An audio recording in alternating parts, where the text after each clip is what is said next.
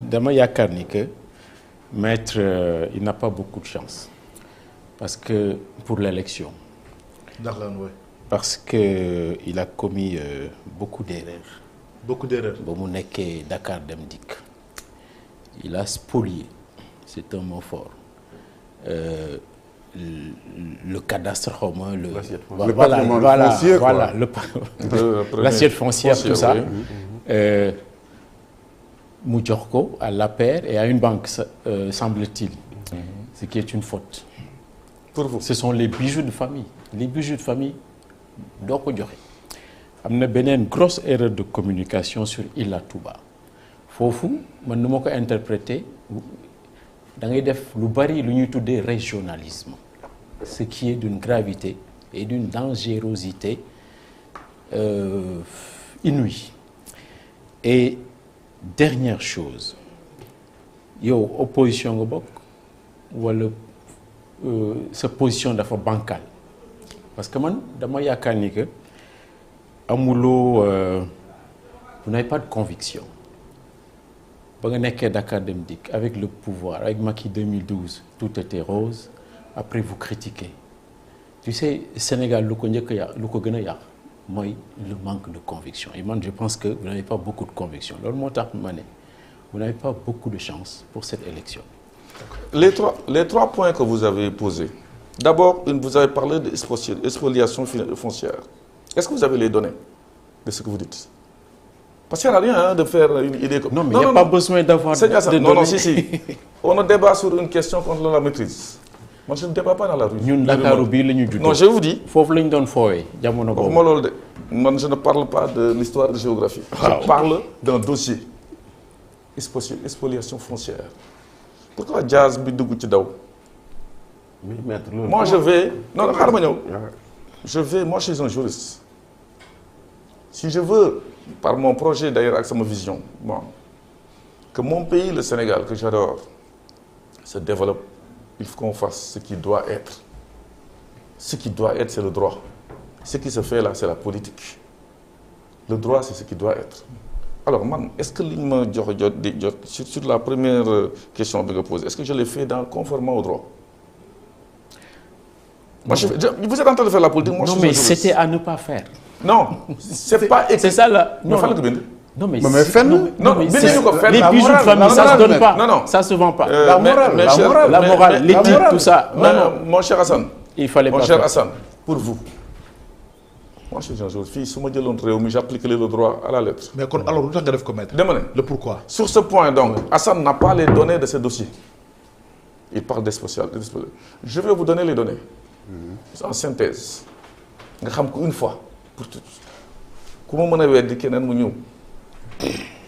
j'ai appelé un expert.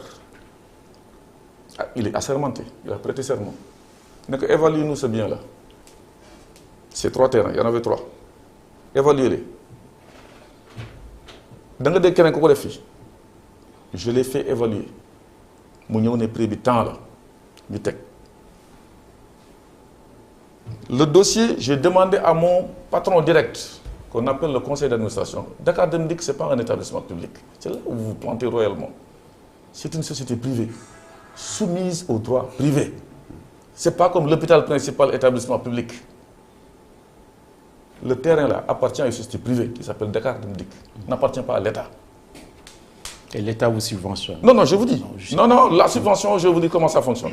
Man maay lebal l'État di ma fay nga tuddee ko subvention il l'appelle compensation financière. Man maa ko lebal xaalis mooy lan luy jaar dërëm mu ne ma jaay ma ko 50 centimes ma jaay ko 50 centimes les 50 centimes bi reste dafa ne fin d'année dinaa la ko delloo ku lebal moroom le mot subvention ne sied pas. Non, c'est pas approprié. Non. Bon, sur ce premier dossier. L'assiette a été expertisée, ça appartient à Dakar Dem Dikk. J'ai respecté la procédure demandant à qui de droit, uniquement à qui de droit, le conseil d'administration qui l'a validé. Tout ça par écrit. Les gens sont venus pour respecter ce qui a été fait. Ce n'est pas uniquement l'APR qui a acheté, une banque qui a venu acheter. Non, je vous dis ce qui s'est passé, je vous donne les données. Je ne suis pas dans le commentaire. Tous ont acheté aux mêmes conditions.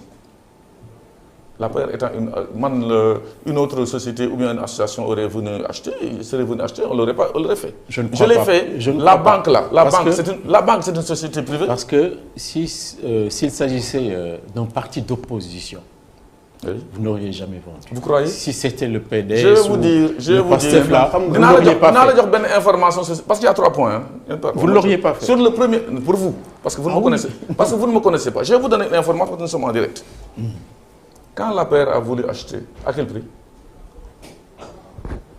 Moitié du prix. J'ai refusé ça au président de la République. Je lui ai dit non, je ne le ferai pas. Quitte à démissionner. Vous rachetez comme tout le monde. Ban déjà moi il l'a acheté au prix expertisé que tout le monde a payé. Bon, mais je termine. Et d'ailleurs, Hassan, je dis... Dakar Dem Dikk, s'il vous plaît. C'est le président de la République qui nomme son directeur. C'est une question de parti. C'est des réformes qu'on peut amener. Mais demain, s'il vous plaît, c'est pas dans la rue que tu vas dire quand tu seras président, ou bien tu auras les forces pour changer une loi, on la changera. Sur ce premier point, il a acheté comme tout le monde.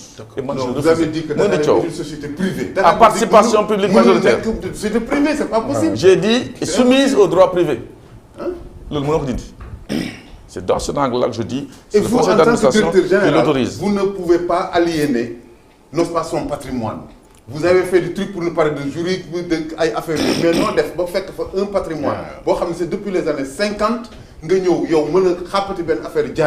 Parce que vous dites que vous avez le droit, vous avez utilisé des artifices. Que le droit peut-être vous permet, vous êtes un homme de droit, vous êtes l'oncle, fille, fille, ainsi de suite. Mais il y a quelque chose qui devrait vous empêcher de le faire, parce que vous n'avez pas de fonds, attendez. J'ai fait du management pur. Mon système est il n'y a aucun DG depuis l'indépendance sénégalaise, en toute modestie. J'ai géré cette société en toute transparence, en respectant le droit.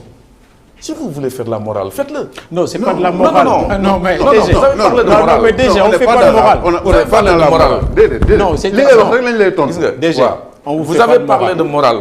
Non, on n'est pas des moralisateurs. Vous avez commis une faute pour vous en cédant le patrimoine public à un parti politique. Ça ne se fait pas. Ce patrimoine, c'est vrai. Et puis, Monsieur Hassan, il a badigeonné les bus en marron beige. C'est qui est encore plus grave. C'est vous. Mais quatrième chose. Mais je vous réponds. Mais là, les Sénégalais ne vont pas voter pour vous. Ils vont. Non, mais. Est-ce que je peux plaire à tout le monde? Non. Le prophète Amouko. Il faut qu'on revienne sur terre.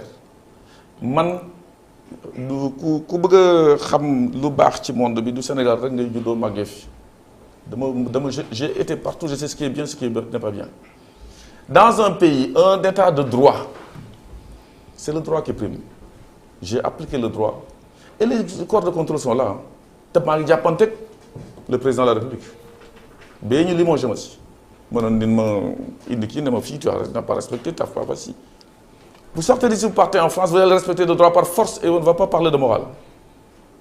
Un policier même qui arrête quelqu'un n'a pas le droit de le moraliser. Il fait le mais maintenant, les codes de contrôle, c'est tant que Yang dans la légalité de l'action, nous avons une affaire. Donc, c'est dans la légalité. C'est différent de mettre une société à terre. C'est-à-dire que vous ne serez jamais poursuivi parce que vous avez mis Dakar Dem Dikk à terre ou non. Non. Donc, vous pouvez être dans les règles, dans les passations de marche, dans le truc, mais en matière de compétences, il a été prouvé que lorsque vous quittiez Dakar Dem Dikk, c'est une société presque à terre. Donc, il est où ce rapport? Non. Il a été prouvé. Donc personne ne vous poursuivra parce que vous n'avez pas fait votre travail. Non, pas enfreint. Les lois. Non, vous n'avez pas fait votre travail.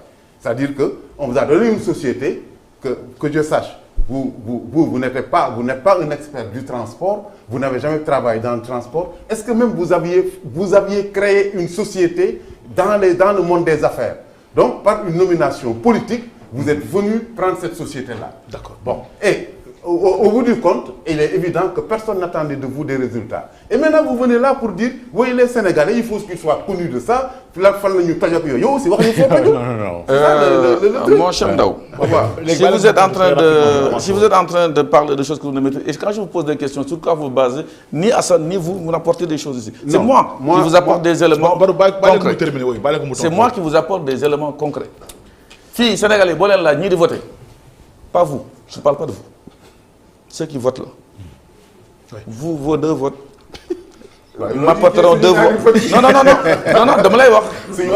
non, mais chaque voix compte, chaque voix compte. Monsieur Ndao, li ngay wax fii soo moytuwul sax sa sœur bu nekk ci biti voterez pour moi. Non, mais attendez, ne parlez pas pour les autres. Non, mais Moussa, je crois qu'il n'est pas prêt. Je continue sur les questions qui m'ont été posées. Non, mais c'est que man boo wax bi ay Sénégalais yi muy wax te moom Sénégalais yooyu noonu nga xam ni moom yàquñu fi dara. Il n'est pas prêt. yàquñu fi dara mais yow le Sénégal nga bëgg expliquer. Il y a des Sénégalais qui ont des projets de société viables et valables. Oui. Hein? La société, je préfère écouter les Sénégalais dans leur grande majorité. Mais ils pensent la même chose. Non. Mais bon, vous êtes dans la presse, mais vous n'êtes pas plus informé que moi. Je suis peut-être aussi informé que vous en toute modestie. D'accord. Mais le Sénégalais de wax